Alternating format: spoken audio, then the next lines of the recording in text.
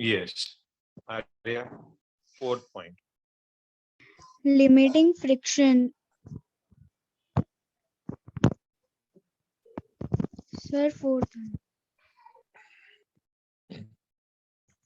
Limiting friction, that is maximum value of static friction, does not depend on area of contact.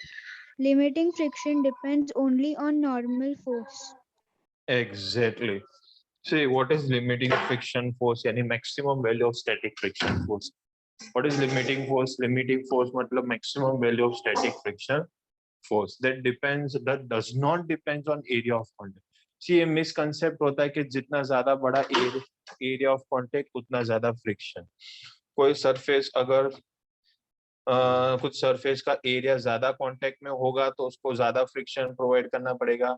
ये misconcept होता है, लेकिन ये misconcept ही रहे तो अच्छा है. बराबर.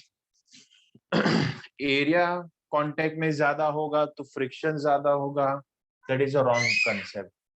करेक्ट आंसर इज जितना नॉर्मल फोर्स ज्यादा उतना फ्रिक्शन फोर्स ज्यादा. अब नॉर्मल फोर्स यानी क्या होता है वो मैं आपको एक्सप्लेन कर देता हूं अभी. Just a minute.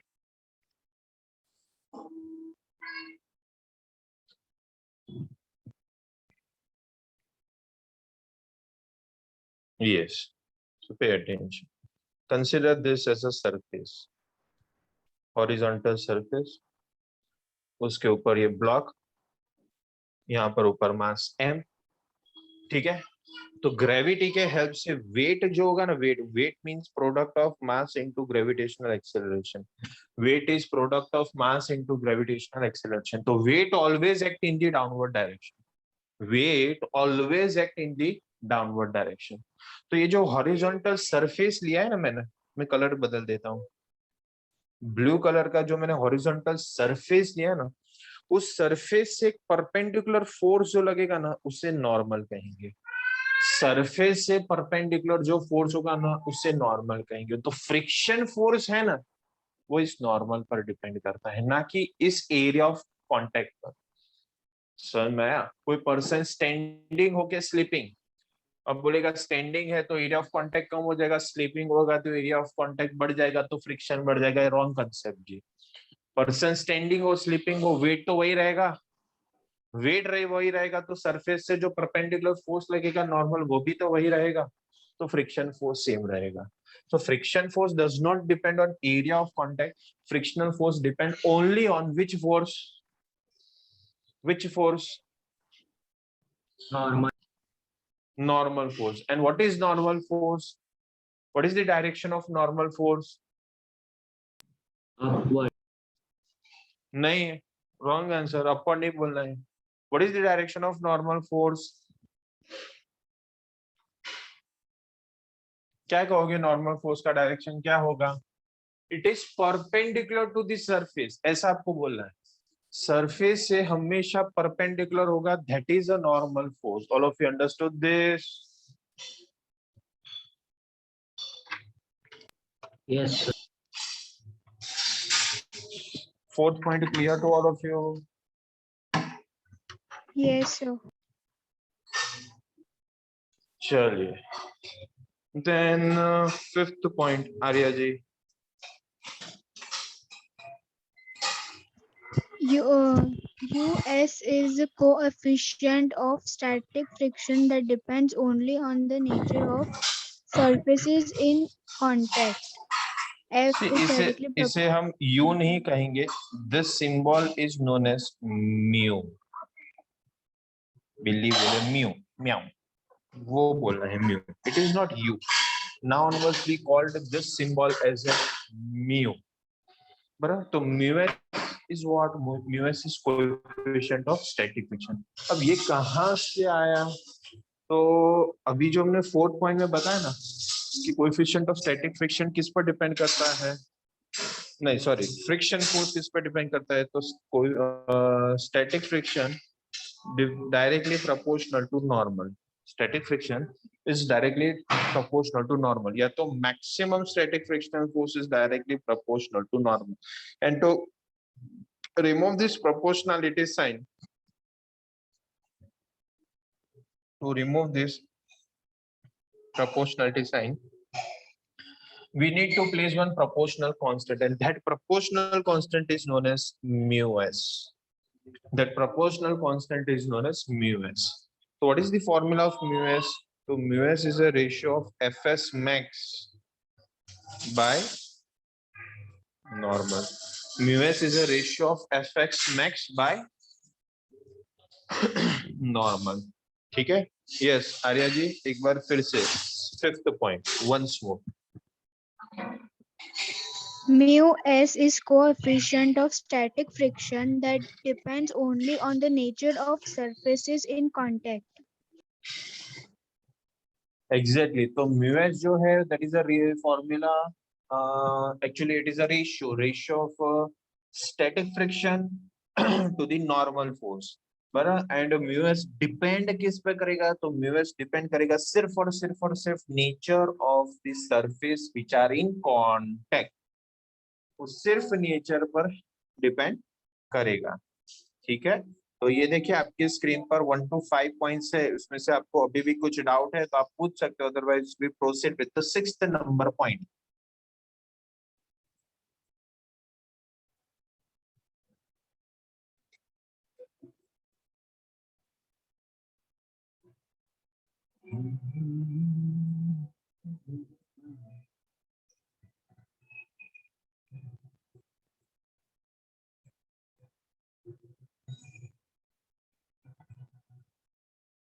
Yes, there is a difference between FS and FS max.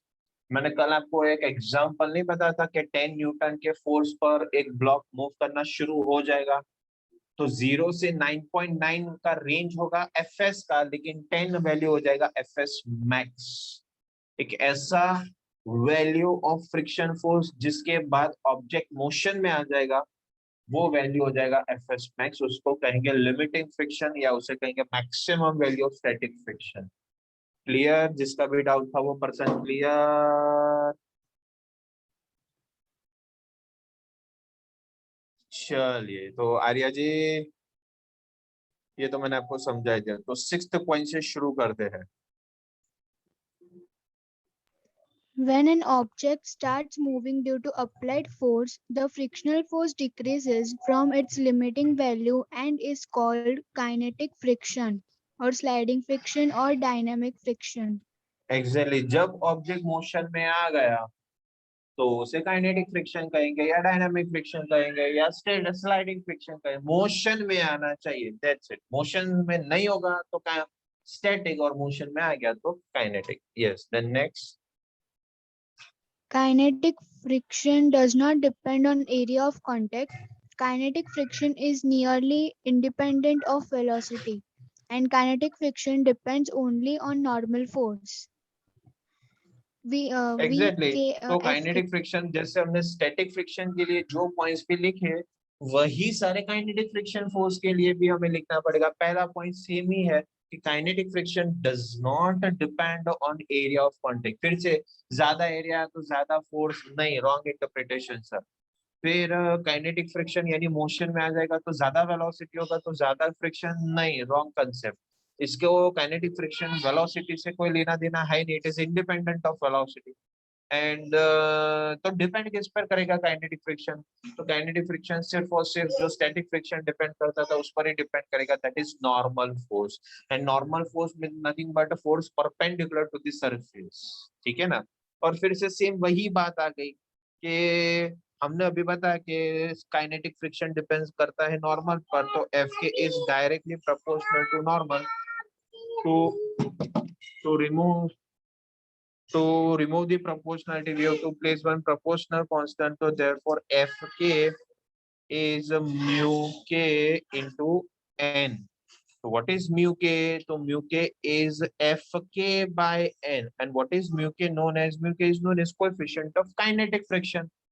Again, this mu k depends on what? This mu k depends only on the nature of the material के surfaces which are in contact. That's it. तो जो हमने static friction के लिए दिखा था, same to same copy paste करके हमें काइनेटिक फ्रिक्शन के बारे में लिखना है सब कुछ. बराबर. तो आर्या जी वंस मोर ये पूरा पॉइंट एक बार वन स्ट्रोक में आप पूरा रीड कर लो। Kinetic friction does not depend on area of contact. Kinetic friction is nearly independent of velocity, and kinetic friction depends only on normal force.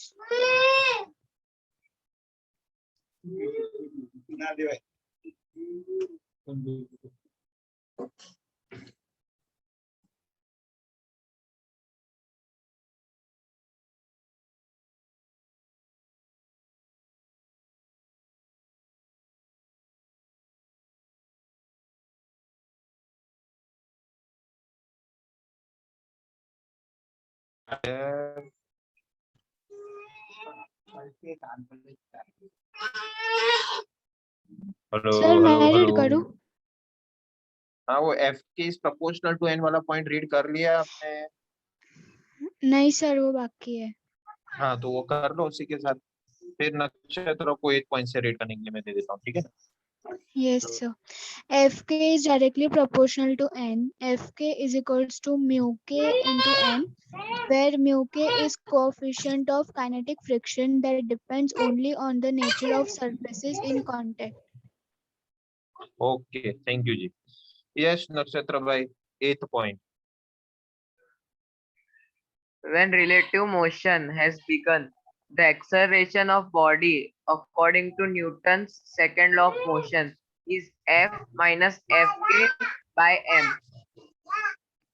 अब ये कैसे आ गया, तो उसके लिए एक डायग्राम देख लेते हैं। ये हॉरिजॉन्टल सरफेस, ये ब्लॉक, इसका मास m।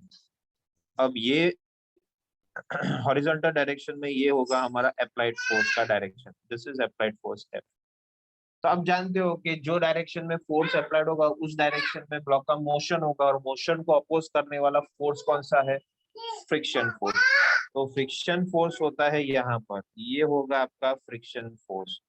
बट कौन सा फ्रिक्शन आएगा, मैं तो कंफ्यूज हो गया। स्टैटिक फ्रिक्शन फोर्स आएगा कि काइनेटिक फ्रिक्शन आएगा? क्योंकि ये बॉडी मोशन में है, तो आप लोग ही मुझे सोच के बताइए कि मोशन से कौन सा फ्रिक्शन फोर्स आएगा, स्टैटिक के काइनेटिक? मोशन से काइनेटिक फ्रिक्शन। Kinetic. एग्जैक्टली। तो उस इधर मुझे एफ एस नहीं लिखना पड़ेगा, इधर मुझे एफ के लिखना पड़ेगा। अब आप लोग ही मुझे सोच समझ के बताइए ना कि अगर ब्लॉक का मोशन अप्लाइड फोर्स की डायरेक्शन में मुझे रखना है, तो कौन से फोर्स का मैग्नीट्यूड ज्यादा होना चाहिए? अप्लाइड फोर्स के kinetic friction force? Applied. Applied force होगा ना। तो न्यूटन सेकेंड लॉ क्या कहता है? न्यूटन सेकेंड लॉ कहता है कि आपका जो एक्सेलरेशन होगा that will be net force upon mass. Net force upon mass. Net force मतलब के higher minus lower by mass. तो यही तो रिलेशन अभी नक्षत्र भाई ने रीड किया था। कि आप सबको समझ में आया ये रिलेशन कैसे डिराइव हुआ? यस और no? Yes sir. All of you follow this? Yes sir. Yes. Yes, sir. Okay okay. Yes Nakshatra भाई, next point.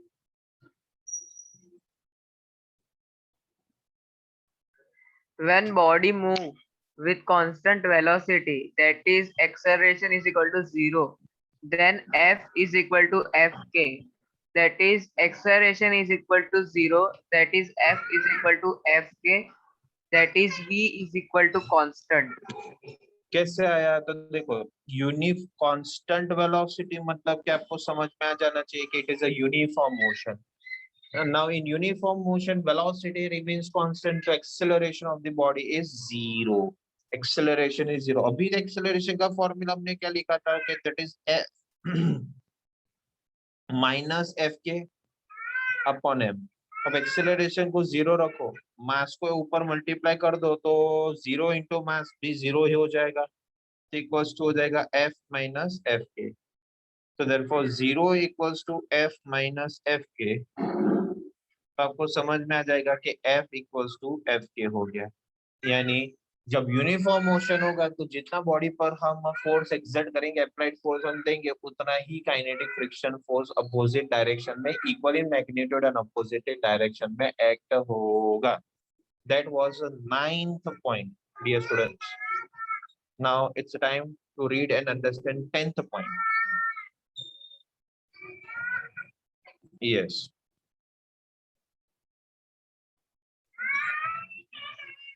When applied force is removed, the body has acceleration. A is equal to minus Fk by m. That is, it has retardation and it eventually stops. Exactly तो अभी हमने क्या लिखा acceleration का formula फिर से मैं लिख लेता हूँ कि भाई acceleration is applied force minus kinetic friction force upon mass.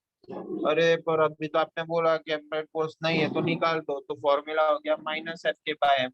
This negative sign of acceleration indicates that it is a retardation, and retardation means velocity keeps on decreasing. That means object कुछ time के बाद rest पर आ जाएगा. That means eventually it stops, यानी उसका motion stop हो जाएगा.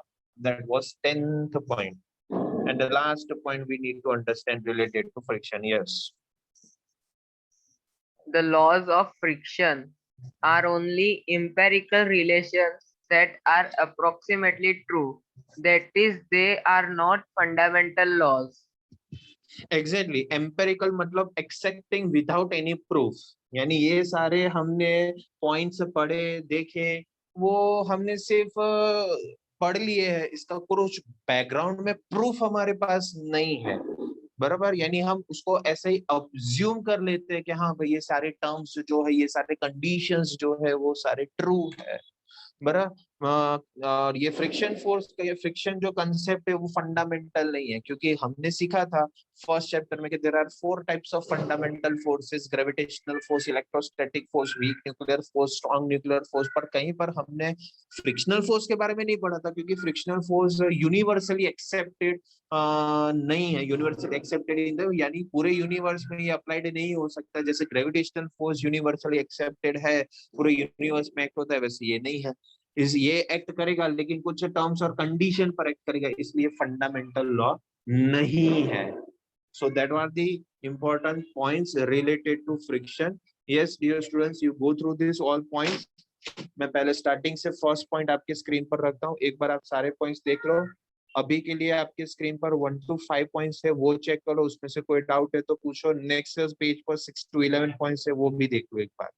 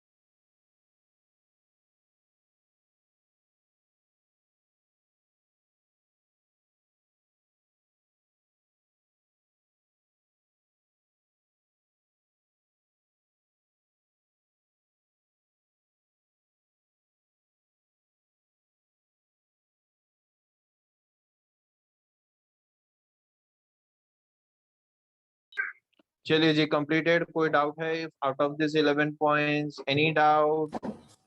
No, sir. What about others? Any doubt?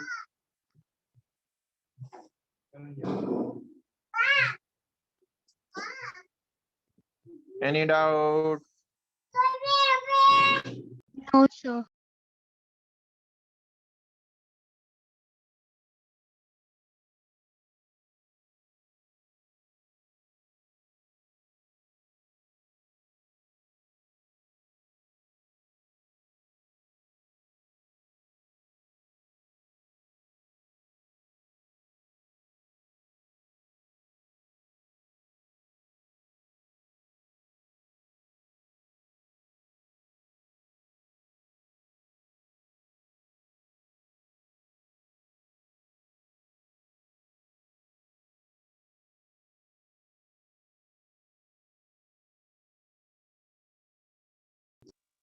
चलिए, क्लियर हो गया है। तो फिर एक छोटा सा पॉइंट रीड करना बाकी है।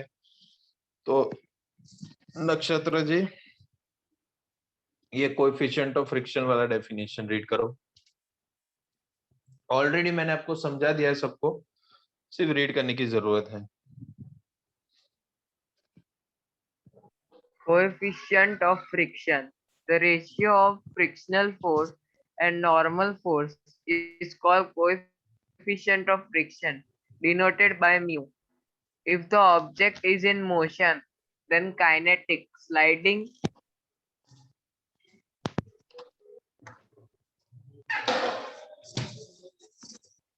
बोलो बोलो, आगे बोलो।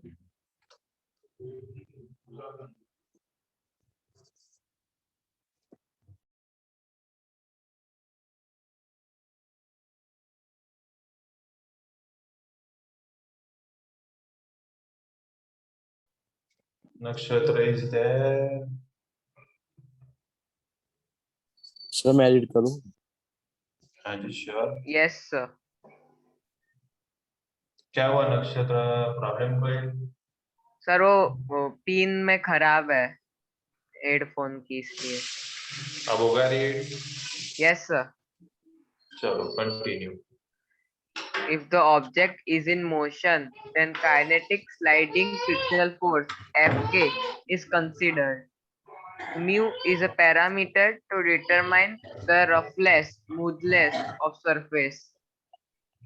एग्जैक्टली। तो म्यू जो है वो क्या है और इंडिकेट करेगा? म्यू आपको बताएगा कि सरफेस कितना रफ है, कितना स्मूथ है। तो म्यू क्या है? म्यू के वैल्यू से आपको ये पता चल जाएगा कि सरफेस इज रफ और स्मूथ। रफ है तो कितना रफ है, स्मूथ है तो कितना स्मूथ है। Then next point.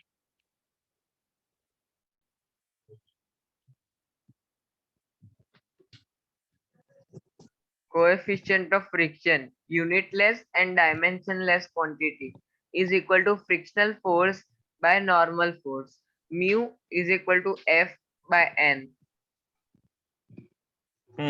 फिर Therefore, mu S is equal to Fs max by N. Mu K is equal to Fk by N, and mu R is equal to Fr by N. हाँ, तो Here, हमारे syllabus में mu S है, mu K है, mu R आपके just information के लिए। Mu R that is rolling friction is not our in syllabus, बराबर। तो सिलेबस में नहीं है, लेकिन आपको पता होना चाहिए कि फ्रिक्शन कितने टाइप्स के होते हैं, तो इसलिए ये डिस्क्रिप्शन में लिखा है। अदरवाइज आपको याद करने की कोई ऐसा जरूरत नहीं है। Then next point. here Fs max is greater than Fk, greater than Fr. Therefore, mu S is greater than mu K is greater than mu R. Exactly.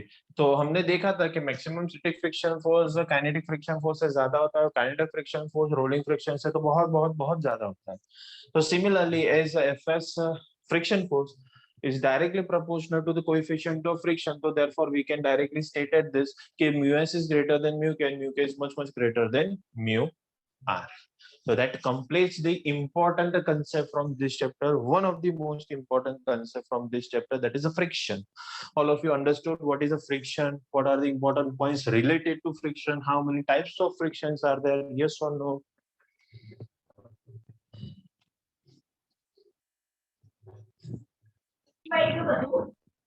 Yes, sir. Yes, sir. Sure, that's great.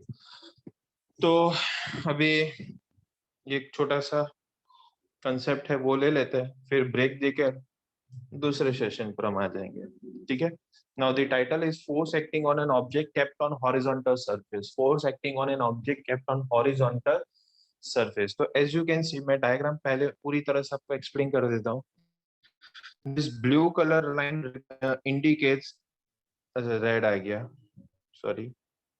Blue color line indicates horizontal rough surface. Blue color line indicates horizontal rough surface. उसके ऊपर red colour का ये block आ गया जिसका कुछ मास m होगा. Red colour का block आ गया जिसका मास m होगा. अब ग्रेविटी अपना काम वर्टिकली डाउनवर्ड करेगी तो weight always act in downward direction. Weight always act in the downward direction. Then surface से परपेंडिकुलर फोर्स एक्ट होना, सरफेस से परपेंडिकुलर फोर्स एक्ट होना यानी रिएक्शन और नॉर्मल एक ही डायरेक्शन में. रिएक्शन क्या है वो थोड़ी देर बाद आपको पता चल जाएगा. सेकेंड सेशन में आपको पता चल जाएगा. तो सरफेस से परपेंडिकुलर फोर्स आना यानी क्या, नॉर्मल. तो यहाँ पर नॉर्मल का दूसरा नाम क्या, तो रिएक्शन फोर्स. दोनों का नाम एक ही है, ठीक है? अब आपको समझना आएगा कि मैंने फोर्स अप्लाइड किया है राइट साइड पर. Force is applied on the block towards the right side, मतलब ब्लॉक का मोशन राइट साइड पर होने वाला है. ब्लॉक का मोशन राइट साइड पर होने वाला है. तो आप समझ जाओ ना यार, आप तो इंटेलिजेंट हो. फ्रिक्शन फोर्स क्या करेगा, मोशन को अपोज करेगा. तो मोशन राइट साइड पर है तो फ्रिक्शन फोर्स कौन सी साइड पर होगा, लेफ्ट साइड पर होगा. तो ये देखिए लेफ्ट साइड पर फ्रिक्शन फोर्स आ गया और इसे मैं लिखता हूं Fs. तो अब आप समझ जाओ, Fs लिखा मतलब static friction force. Static friction force मैंने लिखा तो दैट मींस ये ऑब्जेक्ट रेस्ट पर होगा कि मोशन में होगा, रेस्ट रेस्ट पर होगा. और जब रेस्ट पर होगा तो दैट मींस हमें ये भी तो समझ में आना चाहिए कि इस ब्लॉक के ऊपर जितने भी फोर्सेस एक्ट कर रहे हैं वो सब बैलेंस करेंगे, एक दूसरे को नलीफाई हो जाएंगे. हाँ, अब देखिए ब्लॉक अप डाउन तो करेगा ही नहीं, यानी वर्टिकली तो वो बैलेंस है ही, हॉरिजॉन्टल भी वो बैलेंस होना चाहिए, हॉरिजॉन्टली भी वो बैलेंस होना चाहिए. तो अब देखो कौन कौन से हमने टर्म्स यहाँ पर यूज किए हैं. तो m is the mass of object, w is the weight यानी कि ग्रेविटेशनल फोर्स, r को कहेंगे रिएक्शन फोर्स, n को कहेंगे नॉर्मल फोर्स. लेकिन इस सिचुएशन में r और n सेम ही है. f है हॉरिजॉन्टल अप्लाइड फोर्स या अप्लाइड हॉरिजॉन्टल फोर्स और fs है स्टैटिक फ्रिक्शन फोर्स. अब हमने सीखा है translational equilibrium condition. Translational equilibrium condition क्या कहता है, summation of all the forces acting should be zero. अगर मैं हॉरिजॉन्टल डायरेक्शन लेता हूं तो हॉरिजॉन्टल डायरेक्शन में तो x एक्सिस आता है, तो summation of all the forces acting along x axis should be zero. बराबर. देखिए मैं पेज को वर्टिकल कर देता हूं जिससे आप डायग्राम भी देख सको. अब देखिए ध्यान से, applied force positive x axis में यानी इसको पॉजिटिव लिखेंगे, friction force negative x axis में इसको नेगेटिव लिखेंगे, ठीक है? तो आपका पहला इक्वेशन हो जाएगा plus F minus F S is equal to zero, plus F minus F S is equal to zero. बराबर. तो summation of all the forces must be equal to zero as the object is in equilibrium condition. So negative वाले side का side change करो, negative वाले term का side change करो तो f is equal to F S हो जाएगा. ये आपका पहला इक्वेशन बन गया. सिमिलरली आप वर्टिकल डायरेक्शन में जाओ तो नॉर्मल जो है वो अपवर्ड है यानी वो पॉजिटिव, और वेट जो है वो डाउनवर्ड है यानी कि नेगेटिव. तो देखिए नॉर्मल पॉजिटिव आ गया, वेट नेगेटिव आ गया. नेगेटिव टर्म का साइड चेंज करो तो वो भी पॉजिटिव, तो नॉर्मल इक्वल्स टू वेट आ गया. और वेट को तो हम क्या कहते हैं, mg. वेट को तो हम क्या कहते हैं, mg. लेकिन ये डेरिवेशन यहाँ पे थोड़ा सा अधूरा है, हम कंप्लीट कर लेते हैं. तो मैं जो लिखता हूँ वो आपको लिखना है. ऐसा यहाँ पर नीचे है वो डिस्क्रिप्शन लेकिन छुप गया है कहीं पर. So this is equation number 1 and 2. Now you take the ratio of equation number 1 and 2. तो हमारे पास आ जाएगा Fs/n, और इस Fs/n का रेशियो अगर आप इक्वेशन से देखो तो वो हो जाएगा applied force upon weight mg। But आप याद करो Fs/n के रेशियो को तो क्या कहते हैं, Fs/n के रेशियो को तो क्या कहते म्यू हैं, म्यू। कौन सा म्यू यहाँ पर, म्यू एस। तो म्यू एस। बस तो ये एक स्टेप आपको ऐड करना होगा इस डेरिवेशन के एंड पर, that completes a force acting on an object kept on a horizontal rough surface. All of you understood this topic? Yes, sir. Yes, sir. Yes, sir. Yes.